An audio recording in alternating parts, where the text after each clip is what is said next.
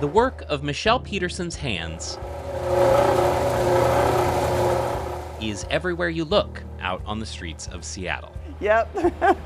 As a metal fabricator with the city's fleet maintenance team, she's one of the dozens of people that keep more than 4,000 city vehicles on the road, everything from EVs to dump trucks. And today, And I'll cut these corners off. she's working on a siren computer housing. I'm building a little cover that has vent holes in it. Custom work from a paper napkin drawing, so to speak, to real life, back into a fire truck. It's rewarding work, something new every day. She takes overlap from several trades, welding, fabricating, repairs, and does a lot of problem solving. And this is why I love my job, is because I rarely have the luxury of getting bored. Everything breaks eventually, from chain skirts for breaker heads, backhoe buckets, new bumpers. It leads to some funny moments and a special connection to this city. I was up at Magnuson Park and I saw a backhoe going down the road, and I pointed out to my husband, I said, "That's one of my backhoes. It's got the hooks on it that I welded on." The fleets team plays an important role in not just keeping city staff mobile, but also greening the impact of these vehicles on the planet.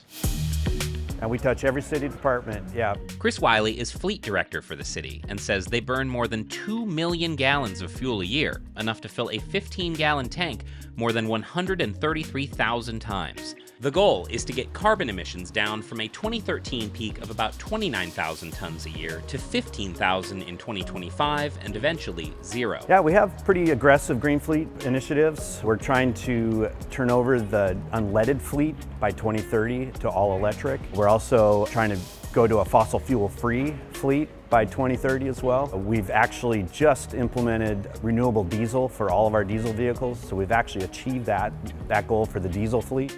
Renewable diesel comes from fats like soybean or canola oil, but the electrification of vehicles has them really excited, though it requires they adapt, training staff for new power systems and components.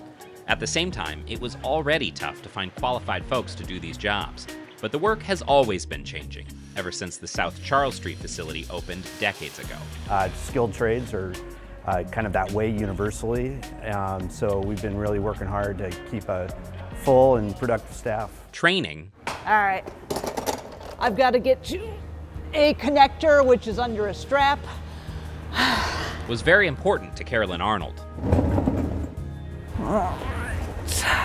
She's a mechanic with the fleets team, mostly working on Seattle City Light trucks. Today, she's underneath one, trying to diagnose an issue with the 75-foot bucket arm. To see if we're getting power from the button to the emergency pump. And we are not.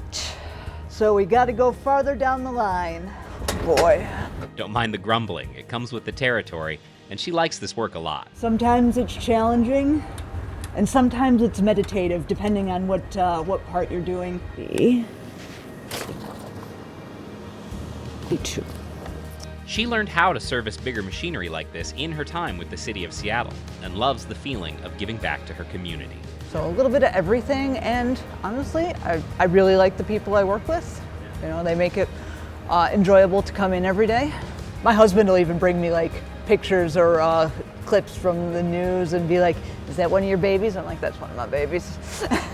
Much like Michelle, And this is all stuff that just keeps the city humming along. who loves this job just as much as when she started here. See the pillar right there? 31 years in the same shop bay. She keeps this picture here to remind her. It's immensely meaningful. Like, the most satisfaction I get is when somebody else's day is better. When somebody says thank you, or I see the smile, or a truck driver will have had an oopsie and they'll bring it to me and they're like, "Oh no, can you fix this?" And I'm like, "Yeah, no problem.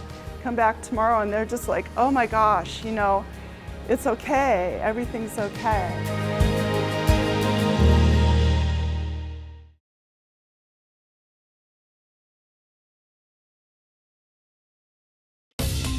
Watch CityStream Tuesday nights at 7 on the Seattle Channel, or find us anytime online at seattle.gov.